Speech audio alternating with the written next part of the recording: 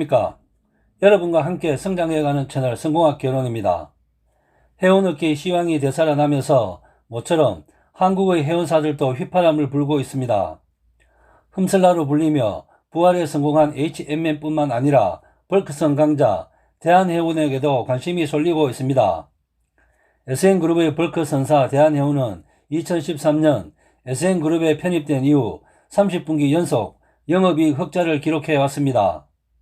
대한해운의 올 1분기 연결기준 영업이익은 407억 원으로 지난해 1분기보다 20% 증가했습니다.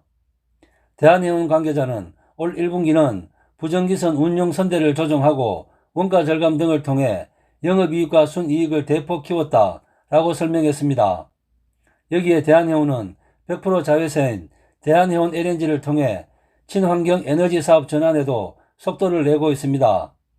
또 해외 우량 화주와의 장기 계약을 지속적으로 체결하며 안정적인 수익원을 확보했습니다. 유상증자도 성공적으로 마무리됐습니다. 대한해운은 지난 3월 31일 이사회 결의에 의한 유상증자 납입이 완료됐다고 6월 17일 밝혔습니다. 신규 발행 주식수는 749만 6,370주로 발행 금액은 약 1,865억 원입니다. 이에 앞서 대한해운은 유상증자 신규 발행 가액을 2,940원으로 정한 바 있습니다.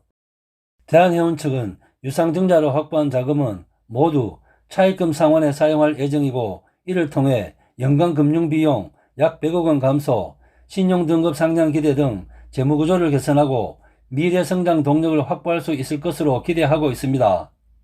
해운업은 전통적인 자본 집약 산업입니다. 2017년 한진해운 파산 이후 한국해운이 부진을 겪은 것도 글로벌 선사들에 비해 초대형 선박 발주에 뒤처져 있었기 때문입니다. 이에 따라 선사들은 시황이 좋을 때 선제적인 투자를 통해 자본을 확충하려고 하는데 대한해운 역시 유상증자를 통해 회사 경쟁력을 강화했습니다. 1968년 설립된 대한해운은 전용선, 부정기선, 탱크선, 자동차선 등의 사업을 영위하고 있습니다. 주요 고객은 포스코, 한국전력, 한국가스공사, 현대글로비스 등이 있고 2013년에 SN그룹에 편입됐습니다. 현재 SN그룹은 대한해운의 지분 55%를 가진 대주주입니다. 또 대한해운은 대한상선의 지분 71.34%를 보유하고 있습니다. 한진해운의 자산을 인수해 SM상선을 설립한 SN그룹은 현재 SM상선, 대한해운, 대한상선 3사를 운영하며 해운시장 영향력을 넓혀가고 있습니다. 컨테이너 해운은 SM상선이, 벌크선 부분은 대한해운과 대한상선이 맡고 있는 구조입니다. 대한해운의 포트폴리오 중 긍정적으로 평가되는 것은 장기 운송 계약 비율이 높다는 것입니다.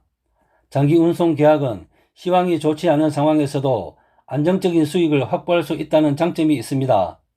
대한해운은 포스코 등 주요 고객사와 장기 운송 계약을 통해 전용선을 확보하고 있습니다.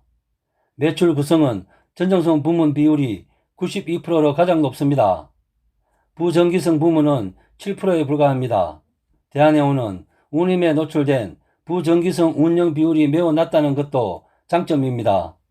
이에 따라 대한해운은 초대형 원유 운반선과 액화천연가스 운반선, LNG 벙커링선 등 전용선 선대를 지속적으로 확대하고 있습니다.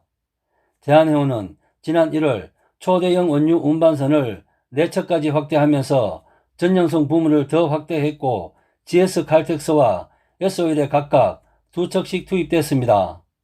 그리고 대한해운은 향후 해운업계가 마주한 가장 큰 변화인 환경규제 이슈에도 대응해야 합니다.